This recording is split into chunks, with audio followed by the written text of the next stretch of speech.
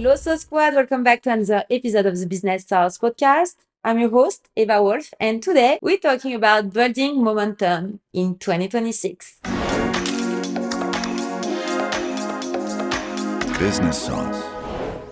So remember, December, it's a check-in month, not a slowdown month. And what a year, really.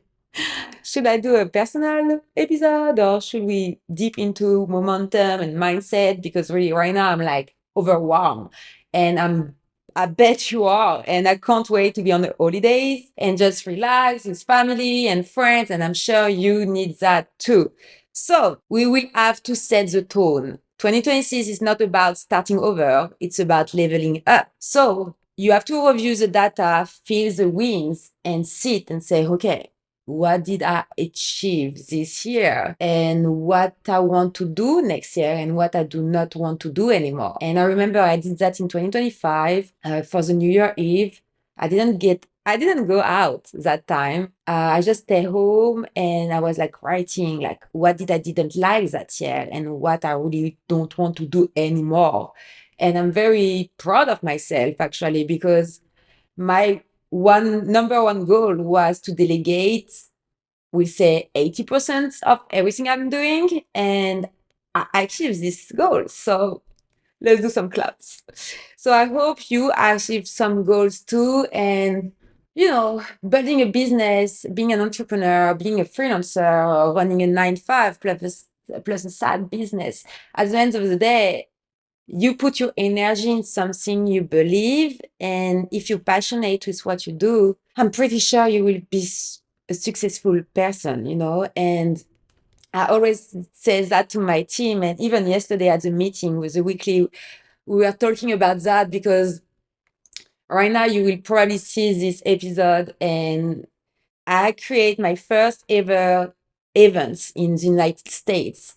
And I was waiting for this time since 5 years, I was in the event industry, 2015 to 2020, everything shut out with the pandemic. And I have to turn all my services into digital. And it's all the company called Ask Wolf because my clients just start to ask me solution and help. So, sometimes you just follow a journey and you arrive at a destination where you are on a survival mode. And when you succeed and go through all these problems and all these, steps that sometimes you can ask yourself, is it really worthy? Why do I do that?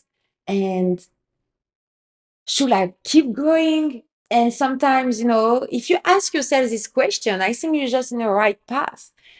And I just want you to remember that we all have up and down. And I'm proud to say it's my 10 years in business. Finally, in December 2025, I did my first event ever in 2015. And after 5 years in the event industry, 5 years in the digital world, I decided to come back in the event industry and creating immersive events. What I was doing in the past, actually, like cultural biz, networking, art, and music, and putting every people in the same room to connect and have these feelings that you really connect with people. Because I believe if you want to build a strong business, you need one, to have a community, two, to have help. So it can be employees or friends, people that you can count on, because you can't do everything yourself and you will have always people who do stuff better than you. So you just have to find this point where I'm very good at and what do I like and I'm good at, but it takes so much time from me that I can't really exceed where I am good. So it took me maybe 10 years to understand that. We'll say maybe 6, 7 years. And then I start to build a team and I really start to go through these goals that delegating things that is not important when you're scaling a business. Let's say this episode's kind of spicy, actually, because we say it's maybe hot, hot, hot, spicy. I don't know a lot of people who build like company for a couple years without exit or without burnout, and I crash a company, I build one, open another one, open a third one, and all this 10 years journey, sometimes you have failure, but you have to accept your failure and you have to say, okay, why did I fail here? And how I can focus on success for the next one. And it's same for anything in life, So anyway, I was saying review the data, feel the wins. So look at your marketing metrics, what actually convert, not what just look good.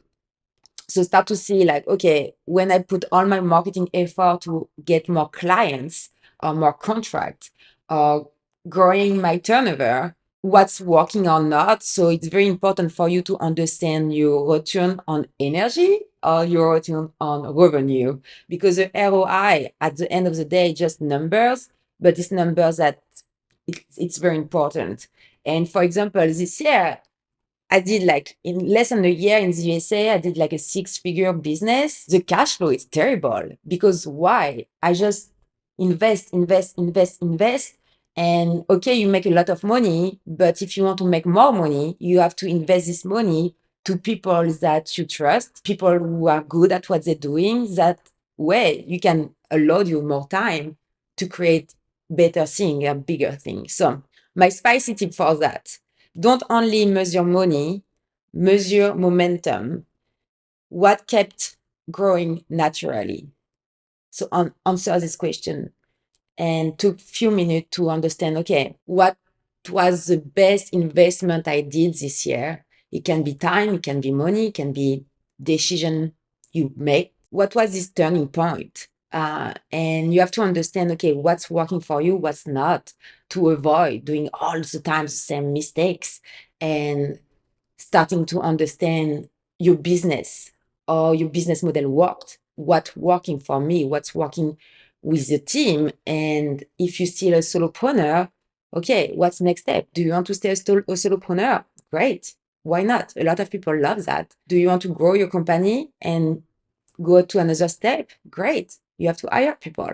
So both businesses are great. You can be a solopreneur, you can be a small business, you can grow corporate and do $1 million revenue. Great. But are you ready for that?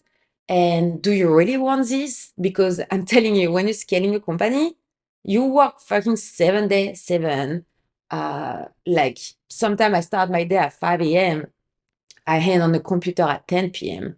And some people don't really get that, but okay, oh, you're lucky, you're traveling, you're making money, and blah, blah, blah. This blah, blah, blah. It's just time consuming and energy and focusing on something that is very important for you. And to come back in the first thing I was explaining is I realized this year what was important for me was building events and putting people together in the same room and not even having fun of doing parties. I'm not 18 anymore, but at the same time, this connection I was creating in the past, I really miss it. I don't have to come back in all this underground festival of music and rave party and all this crazy event I built in the past, but I know how to build that. So that's great. And now what I'm focusing in is connecting businesses together. And you can be a content creator or a founder, a leader, a C-level.